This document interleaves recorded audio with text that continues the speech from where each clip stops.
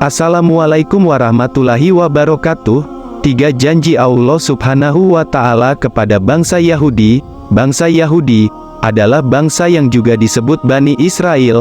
Mereka merupakan bangsa yang seringkali ingkar janji. Mereka juga merasa derajatnya lebih tinggi dibandingkan dengan bangsa lainnya.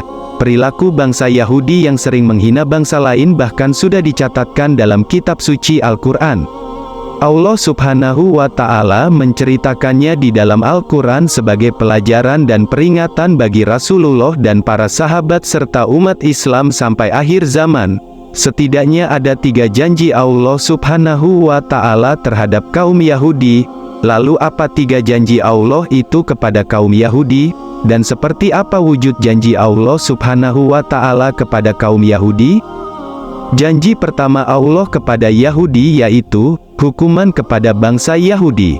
Sikap meremehkan bangsa lain oleh bangsa Yahudi bukan hal yang mengada-ngada. Al-Quran sendiri telah beberapa kali menyebut tindak tanduk bangsa Yahudi sejak dahulu. Allah Subhanahu wa Ta'ala berfirman, "Dan telah kami tetapkan terhadap Bani Israel dalam kitab itu, sesungguhnya kamu, Bani Israel, akan membuat kerusakan di muka bumi ini dua kali dan pasti kamu akan menyombongkan diri dengan kesombongan yang besar. Maka apabila datang saat hukuman bagi kejahatan pertama dari kedua kejahatan itu, kami datangkan kepadamu hamba-hamba kami yang mempunyai kekuatan besar, lalu mereka merajalela di kampung-kampung, dan itulah ketetapan yang pasti terlaksana." Quran Surah Al-Isra. Bangsa Yahudi melakukan kerusakan pertama setelah ayat itu turun. Kemudian susulan penghancuran datang menimpa mereka, tanpa menunggu waktu yang lama. Ayat tersebut turun di kota Mekah jauh sebelum umat muslimin mempunyai kekuatan di Madinah. Menurut catatan sejarah, bangsa Yahudi telah berkali-kali mengalami kehancuran sebelum datangnya Islam. Bangsa Yahudi pernah hampir punah dengan kekuatan Babilonia dan Roma. Hal ini juga terjadi sebelum Islam datang. Bangsa Yahudi melakukan kerusakan atau kejahatan pertama setelah ayat itu turun. Kemudian penghancuran datang menimpa mereka kaum Yahudi tanpa menunggu waktu yang lama. Kehancuran bangsa Yahudi ini adalah perjuangan dari hamba-hamba Allah Subhanahu wa Ta'ala, dan hal ini juga sebagaimana yang dijelaskan dalam Al-Quran. Dialah yang mengeluarkan orang-orang kafir dari ahli kitab dari kampung-kampung mereka pada saat pengusiran kali pertama. Kamu tiada menyangka bahwa mereka akan keluar dan mereka pun yakin bahwa benteng-benteng mereka akan dapat mempertahankan mereka dari siksaan Allah. Maka Allah mendatangkan hukuman kepada mereka dari arah yang tidak mereka sangka-sangka. Dan Allah mencampakkan ketakutan ke dalam hati mereka. Mereka memusnahkan rumah-rumah mereka dengan tangan sendiri dan tangan-tangan orang yang beriman. Maka ambillah kejadian itu menjadi pelajaran, hai orang-orang yang mempunyai pandangan. Quran Surah Al-Hasyr. Janji kedua Allah Subhanahu wa Ta'ala kepada kaum Yahudi. Janji Allah yang kedua kepada kaum Yahudi adalah Allah memberikan mereka giliran untuk menguasai dunia setelah sebelumnya bangsa Yahudi ini berhasil diluluhlantakkan. Allah berjanji kepada Yahudi untuk memberikan kesempatan kepada mereka bangkit lagi dengan kebangkitan yang luar biasa. Jika dilihat di zaman sekarang, kaum Yahudi ini sekarang sedang menguasai dunia. Hampir seluruh lini mereka berhasil kuasai seperti bidang ekonomi, sosial, politik, dan pemerintahan. Hal ini dibuktikan dalam surat Al-Isra. Allah berfirman, "Kemudian kami berikan kepadamu giliran untuk mengalahkan mereka kembali dan kami membantumu dengan harta kekayaan dan anak-anak dan kami jadikan kamu kelompok yang lebih besar." Quran Surah Al-Isra. Jika kita mendengar ayat tersebut, bukti nyatanya bisa kita lihat bahwa benua Amerika yang memiliki hanya 2% orang-orang Yahudi di sana, tapi sebagian besar Yahudi berhasil menguasai Amerika. Saat ini teknologi-teknologi canggih yang ada di dunia sekarang sebagian besar diciptakan oleh orang Yahudi. Sekarang terbukti janji Allah yang kedua. Bangsa Yahudi berhasil membalas sakit hatinya dengan menduduki kembali negeri Syam atau Palestina.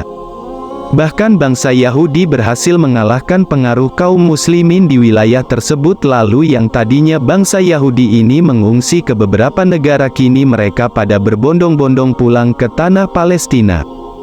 Kepulangan mereka ke negeri yang dijanjikan itu tak bisa dicegah dan dihalau oleh kaum muslimin. Kesombongan bangsa Yahudi makin meningkat manakala ekonomi dan militer mereka di-backing oleh Barat. Derita umat Islam di Palestina karena dijajah oleh bangsa Yahudi membuat sedih umat Islam di seluruh penjuru dunia. Kekejaman yang dilakukan Yahudi Israel hanya akan mempercepat datangnya siksaan dan hukuman Allah.